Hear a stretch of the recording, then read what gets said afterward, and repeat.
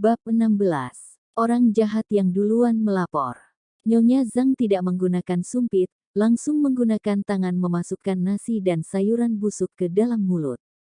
Biasanya ketika dia mengantarkan makanan-makanan ini kepada Shen Xian, dia tidak merasa kelewatan, tapi sekarang hanya ketika dia memakannya langsung, baru mengetahui seperti apa rasanya. Baru saja masuk ke dalam mulut, dia sudah merasa ingin muntah.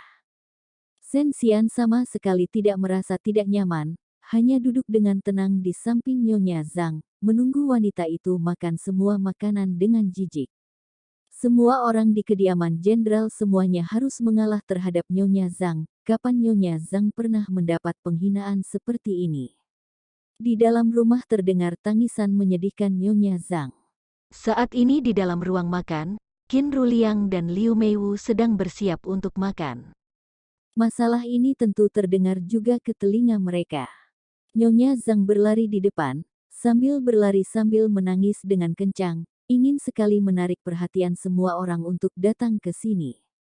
Shen Xian hanya melipat tangan di belakang dan berjalan dengan pelan lambat di belakang Nyonya Zhang, seperti sedang berjalan santai, juga seperti memasukkan bebek gila ke dalam kandang.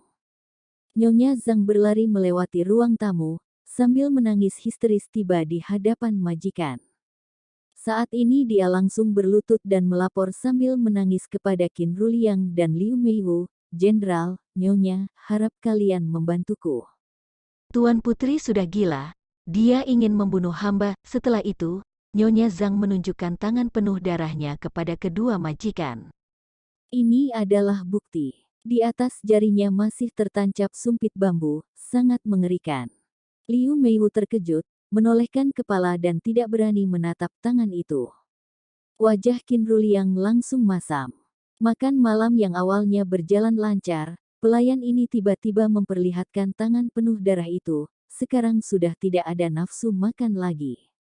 Liu Meiwu berkata dengan perhatian, "Bibi Zhang, sebenarnya ada apa ini?"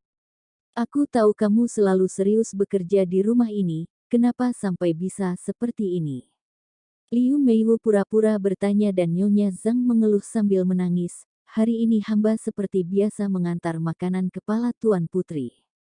Tuan Putri tidak tahu kenapa, tiba-tiba marah, menusuk tangan hamba dengan sumpit, bahkan menggores lengan hamba dengan serpihan mangkok.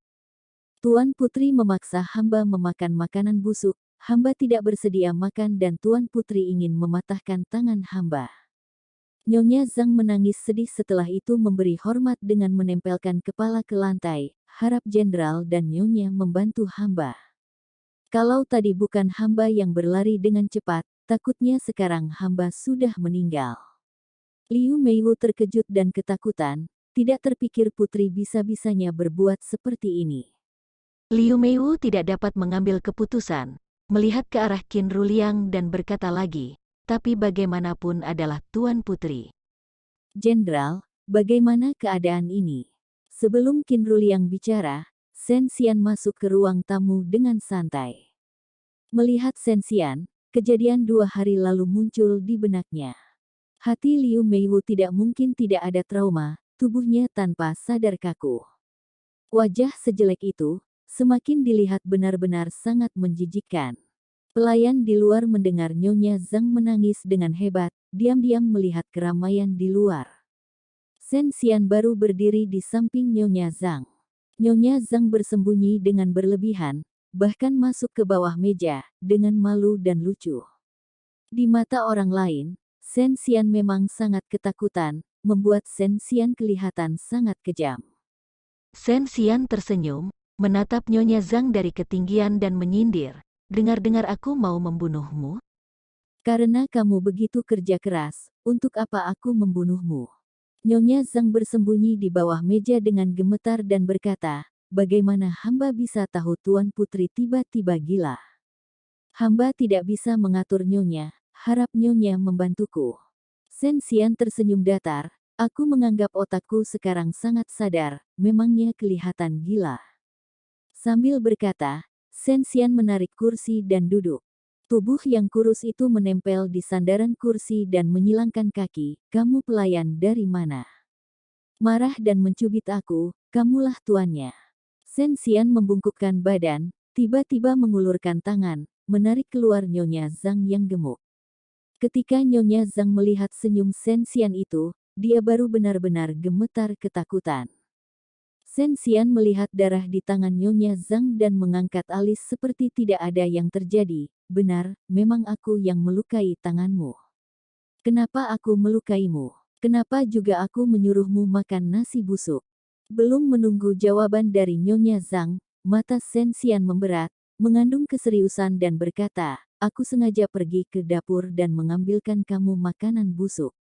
Bukankah itu makanan yang biasanya kamu antarkan kepadaku?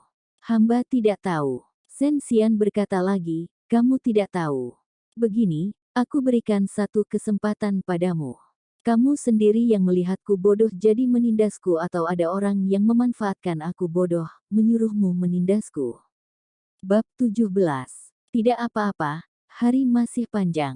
Nyonya Zhang berlutut di lantai, tidak mengakui dan tidak berkata apapun, hanya terus menangis.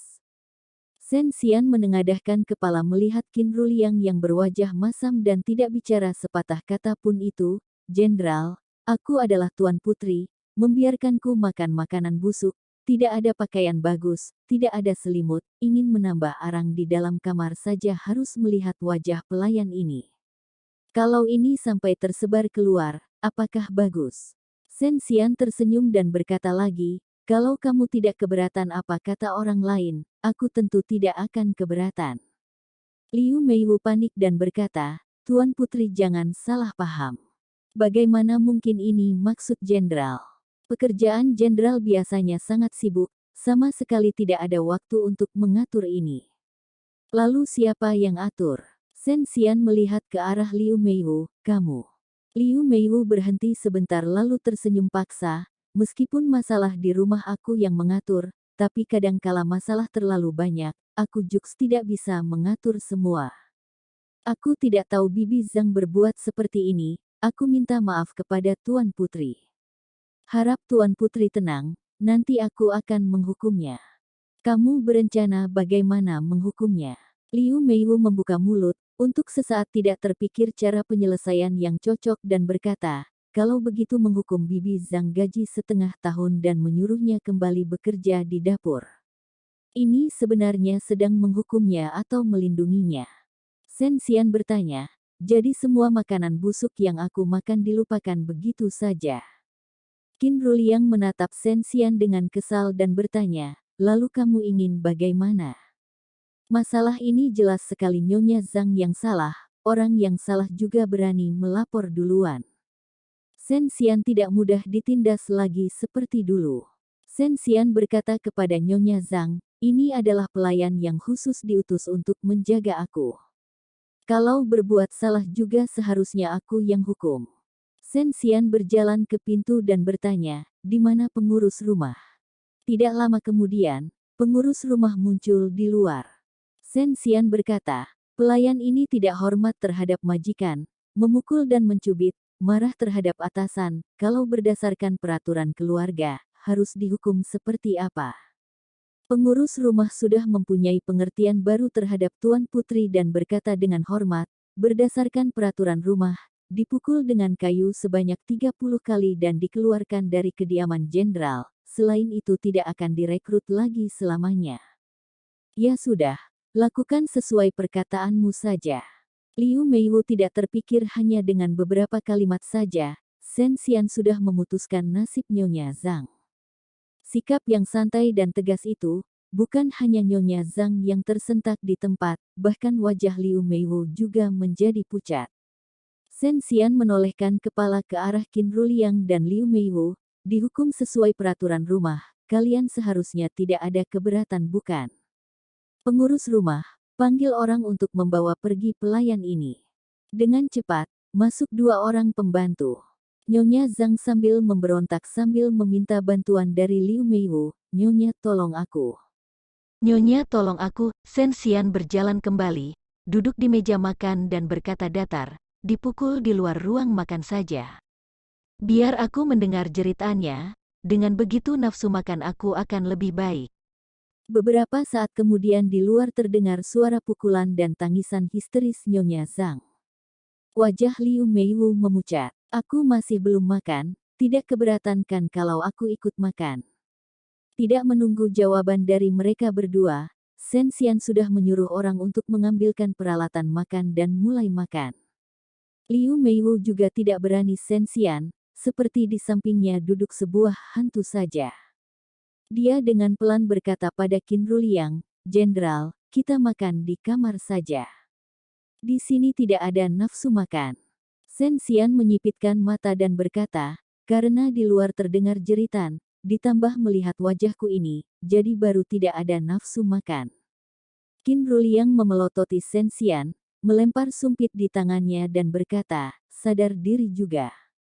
Tahu seperti apa bentuk wajahmu, jangan keluar untuk menakuti orang lain." Shen Xian menyentuh pelan wajahnya dan berkata, "Bukannya sejak awal wajahku memang seperti ini." Shen Xian menengadahkan kepala, melihat pelayan yang berdiri di belakang Liu Meiwu, Xiang San. Tubuh Xiang San bergetar.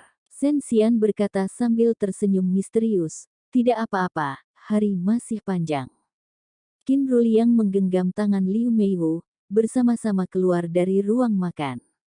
Shen Xian dari belakang berkata kepada Qin Ruliang, "Mulai dari besok aku berencana sering makan di ruang makan. Kalau kamu merasa wajahku benar-benar terlalu menjijikkan, maka kedepannya kamu dan istrimu makan di kamar saja, sekalian bisa menambah perasaan." Ketika Qin Ruliang menoleh ke belakang, Shen Xian sedang menikmati makanan lezat di bawah terang lampu. Mata malas itu memancarkan cahaya kecil, bercampur dengan kemewahannya yang dibawa sejak lahir. Shen Xian bertatapan dengan Qin Ruliang, tidak ada perasaan apapun. Tidak ada lagi perasaan suka yang membara, malah seperti air sungai yang tidak tahu seberapa dalamnya. Sudah berbeda. Sekarang Shen Xian bukan hanya sudah sadar, selain itu juga kejam. Bab 18. Orang dan Istana. Qin Ruliang tidak ada hak untuk menguasai kebebasan Shen Xian, juga tidak mempunyai alasan untuk mengurangi hak makan dan berpakaian wanita itu. Tentu saja Shen Xian boleh makan dimanapun dia suka. Setelah kembali ke dalam rumah, hati Qin Ruliang penuh api. Liu Meiwu membujuk dari samping, "Jenderal jangan marah lagi. Malam ini Tuan Putri memang sedikit kelewatan." Shen Xian kelewatan. Namun kenapa dia tidak dapat menemukan kesalahannya? Ini yang membuatnya semakin marah. Setelah Nyonya Zhang dipukul dengan kayu sebanyak 30 kali, dia sudah sekarat, hampir meninggal.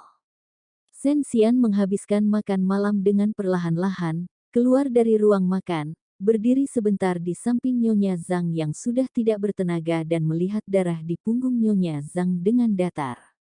Orang-orang di halaman melihat keadaan itu, tidak berani bernapas terlalu kencang. Ketegasan dan keseriusan Tuan Putri membuat orang terkejut dan ketakutan. Semua orang menunggu perintah dari Shen Xian, mengira Shen Xian akan merasa kasihan, melihat Nyonya Zhang seperti ini pasti akan mengampuni. Namun Shen Xian malah berkata datar, "Buang keluar." Kemudian Shen Xian memilih pelayan untuk melayani di sisinya. Pelayan itu bermarga Zhao, yang sebelumnya bertugas bersih-bersih di halaman tengah. Saat Shen Xian awal kembali, pelayan itu yang kasihan padanya dan diam-diam menambahkan selimut di ranjangnya. Nyonya Zhao itu adalah orang tua, Jux bisa diajak bicara. Sekarang melayani Shen Xian, juga karena anak jenderal, jadi menjaga dengan baik. Kepulangan Shen Xian kali ini, sifatnya berubah total. Selalu tangkas dalam menyelesaikan masalah. Setelah adanya contoh Nyonya Zhao sebelumnya, tidak ada lagi orang yang berani membicarakan Shen Xian di belakang. Nyonya Zhao lebih suka majikan yang mempunyai kepribadian seperti Shen Xian itu, sedangkan Nyonya kedua, Liu Meiwu terlihat lebih manja dan kekanak-kanakan. Shen Xian pindah ke Cichun Pavilion. Meskipun tidak termasuk mewah, tapi jauh lebih baik dibandingkan kamar bobrok yang sebelumnya. Di bawah pengaturan Nyonya Zhao, yang seharusnya dipajang dan tersedia di pavilion, tidak ada satupun yang ditinggalkan. Setelah makan, Nyonya Zhao menambahkan arang di dalam kamar, melayani Shen Xian tidur selang. Nyonya Zhao mengelap tangan Shen Xian dengan sapu tangan. Melihat tampang Shen Xian yang kelelahan, Nyonya Zhao berkata, nanti Tuan Putri tidur saja dengan tenang, hamba akan menjaga di luar. Shen Xian menganggukkan kepala dan berkata, terima kasih Bibi Zhao. Tidak perlu terima kasih, ini semua yang hamba harus lakukan. Anak bertumbuh besar setiap hari, Tuan Putri yang harus mengandung selama 10 bulan yang tidak mudah.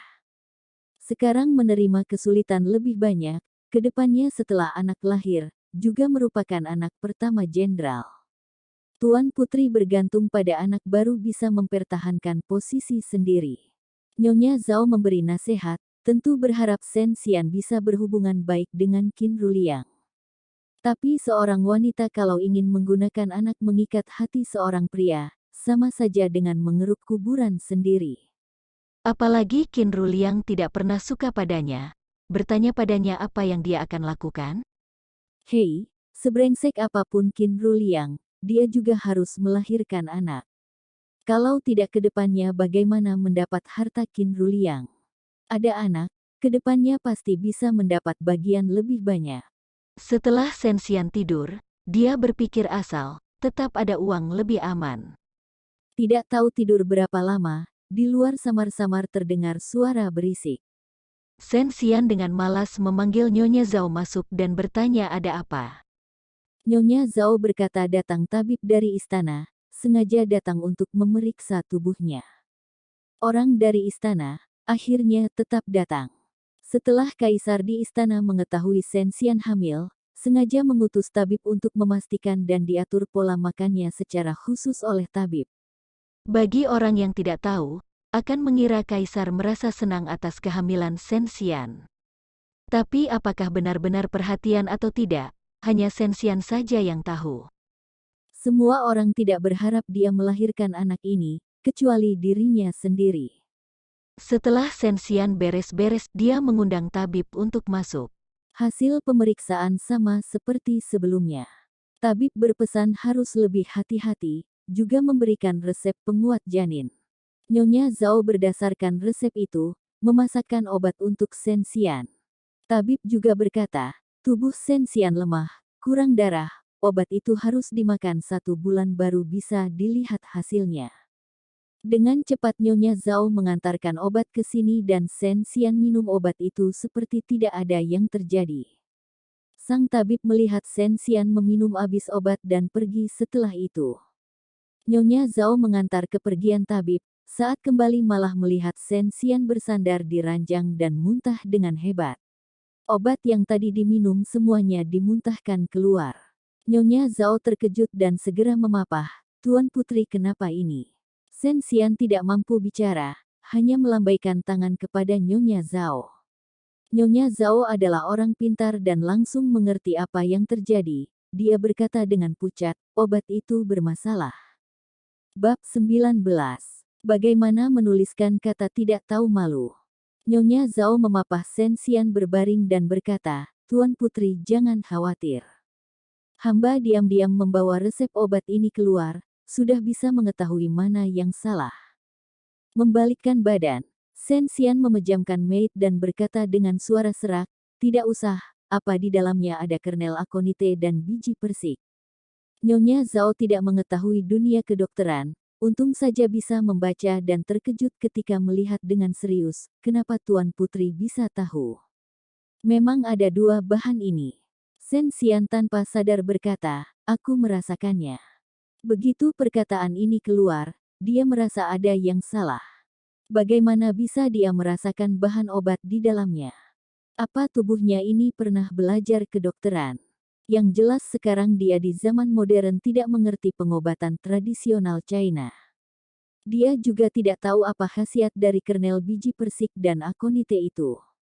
Jangankan orang luar, bahkan dia sendiri juga sudah menganggap remeh Tuan Putri bodoh yang dulu. Shen Xian diam-diam terkejut. Tuan Putri bodoh ini bukan hanya memiliki tubuh yang bagus, tapi juga mengerti banyak hal. Sebenarnya siapa yang ajarkan padanya? Obat yang tabib berikan kali ini awalnya memang obat penguat janin. Tapi kalau di dalamnya tidak ditambahkan sedikit kernel aconite dan biji persik, memang merupakan obat penguat janin. Tapi dua obat ini mempunyai khasiat meningkatkan sirkulasi darah untuk menghilangkan stasis darah. Aconite juga terlalu membuat panas dalam. Jangankan 1 bulan, bahkan memakan setengah bulan saja, sudah ada kemungkinan untuk keguguran. Nyonya Zhao melihat reaksi Sensian dan langsung tahu, kernel aconite dan biji persik sangat tidak baik bagi kesehatan. Nyonya Zhao seketika juga tidak ada ide dan berkata, lain kali ketika mencari obat lagi, hamba tinggal mengurangi 2 bahan ini saja. Sensian berkata dingin, tidak perlu, kamu lanjut buatkan beli sesuai resep itu, agar tidak membuat orang curiga. Mulai besok pindahkan tungku obat ke paviliun aku, setelah aku mengambil 2 bahan itu, kamu baru memasaknya. Baik, keesokan harinya Nyonya Zhao dengan alasan cuaca masih dingin, ketika berjalan bolak-balik, obat akan berubah dingin, memindahkan tungku obat ke dalam paviliun.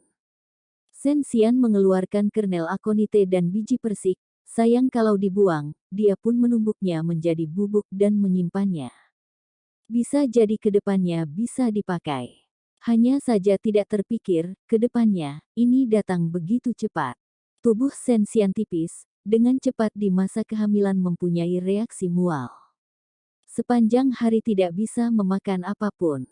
Kondisinya sekarang, memang memerlukan tonik hangat. Sensian teringat bahan tonik dan bahan obat yang sebelumnya Lian Qingzu bawa masuk. Daripada sia-sia tidak dimakan, dia pun menyuruh Nyonya Zhao pergi mengambil sedikit ke sini. Tapi tidak terpikir Nyonya Zhao kembali dengan tangan kosong dan sangat kesal. Sensian bertanya padanya, ada apa? Nyonya Zhao berkata, bahkan barang yang Tuan antarkan, pengurus gudang juga mengaturnya dengan sangat tegas, tidak bersedia memberikan sedikit pun kepada Tuan Putri.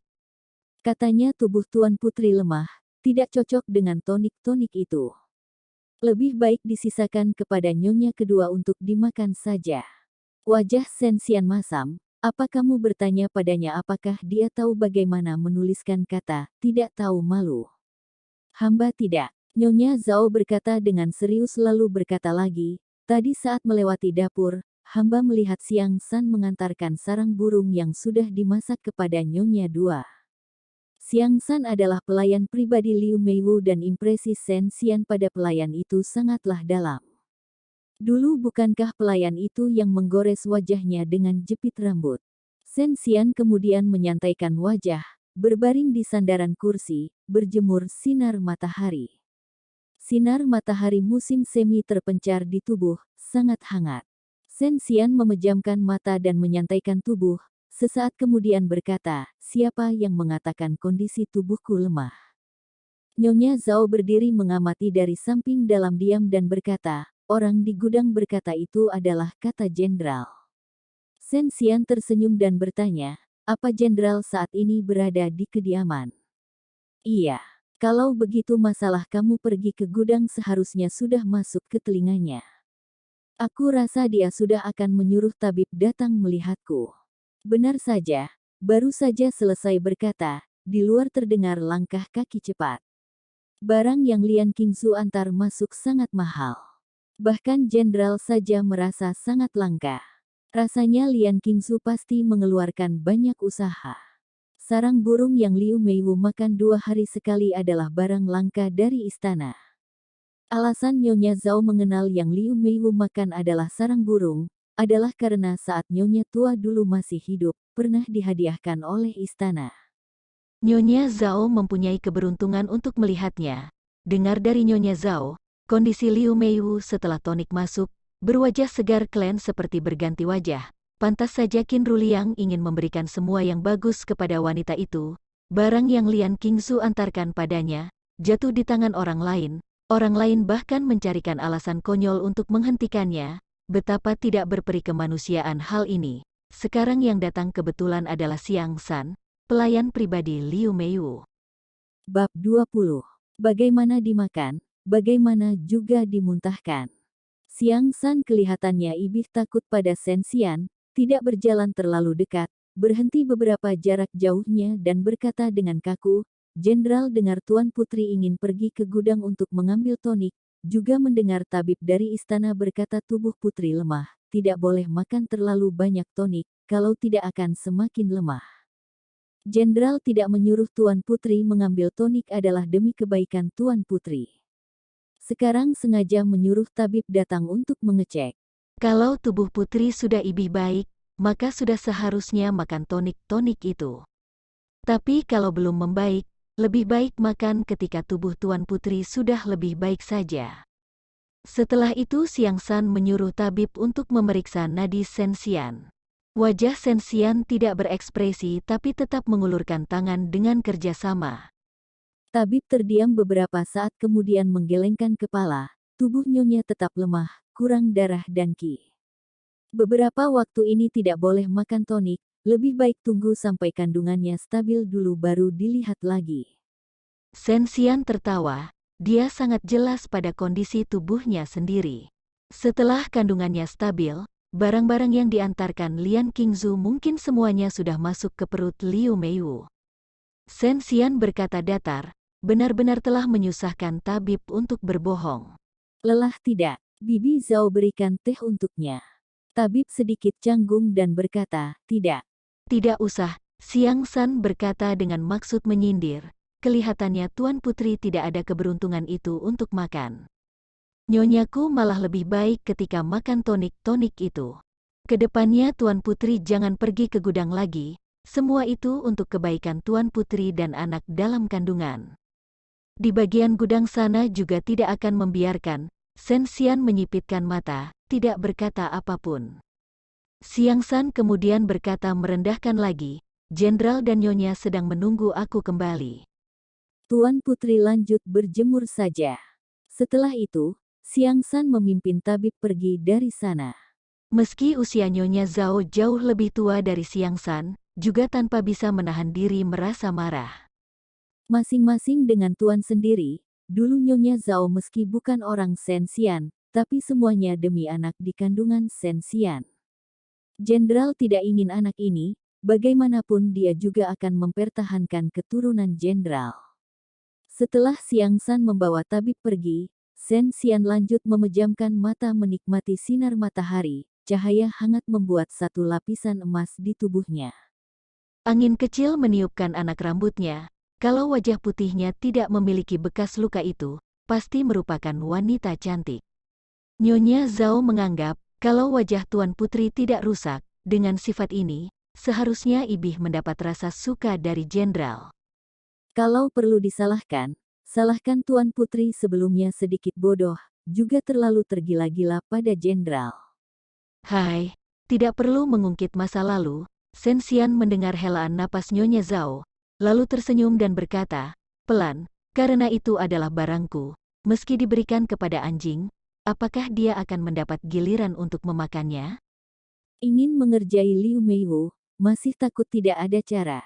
Bagaimana dimakan oleh Liu Meiwu, bagaimana juga Sensian akan membuat wanita itu memuntahkan sambil menangis. Kediaman Jenderal Besar, Sensian sepanjang hari tidak melihat Qin Ruliang. Saat Qin Ruliang berada di rumah, kebanyakan besar bersama dengan Liu Meiwu. Sensian tidak mengganggu kehidupan penuh cinta dua orang itu. Qin Ruliang tentu juga membiarkan dia berjalan bebas di kediaman. Sensian tentu perlu keluar paviliun untuk menghirup udara segar. Cuaca perlahan-lahan berubah baik, di halaman belakang penuh dengan bunga dan daun segar. Kedatangan musim semi seperti tidak dapat ditutupi lagi. Saat ini Sensian berencana jalan-jalan di halaman belakang. Dia mengenakan mantel panjang berwarna aprikot, ujung bajunya terdapat jahitan bunga, di leher terdapat jahitan kancing cantik, menunjukkan bentuk tubuhnya yang tinggi. Tubuh Sensian kurus, saat ini perutnya masih belum kelihatan. Baju ini jelas-jelas adalah baju lama, tapi ketika dia pakai, bisa memperlihatkan karisma tradisional dan lembut, memiliki kecantikan alami yang diam-diam bergerak. Kalau bukan wajahnya yang terluka, luka di wajahnya sudah pulih total. Kulit yang baru tumbuh, terlihat berwarna pink, sangat mencolok. Di masa kehamilan, Sensian tentu tidak bisa makeup, dia juga tidak hobi terhadap hal-hal seperti itu. Keluar masuk di kediaman jenderal, kalau bisa menggunakan wajah ini membuat Qin Ruliang dan Liu Meiwu merasa tidak nyaman, dia juga merasa itulah hal yang menyenangkan. Sekarang dua orang itu berusaha tidak bertemu dengannya. Bahkan saat makan juga terpisah. Sebelum keluar rumah, Sensian membuka kotak makeup. Di dalamnya bukan pemerah pipi dan perhiasan, melainkan bubuk akonite yang sebelumnya baru ditumbuk. Nyonya Zhao melihat Sensian bersandar malas di meja rias, perlahan-lahan mengeluarkan sedikit bubuk dari dalam kotak. Dengar-dengar Liu Meiwu suka bermain alat musik dan menikmati bunga di paviliun camping danau. Saat Sensian pergi masih pagi, tidak melihat kedatangan Liu Meiwu. Dia duduk di paviliun. Di sisi danau penuh dengan hamparan bunga aprikot. Saat ini musim bunga aprikot, jadi bunga-bunga bermekaran dan terlihat sangat bersih. Bunga-bunga yang berkumpul banyak seperti salju yang jatuh. Pemandangan di sini memang bagus. Hanya duduk di dalam paviliun, menikmati angin musim semi, melihat bunga-bunga aprikot yang berterbangan bagai hujan, juga merupakan suatu hal yang menyenangkan jiwa. Belum lama setelah Sensian duduk, dia melihat seseorang wanita cantik di jalanan penuh bunga aprikot. Wanita itu adalah Liu Meiwu.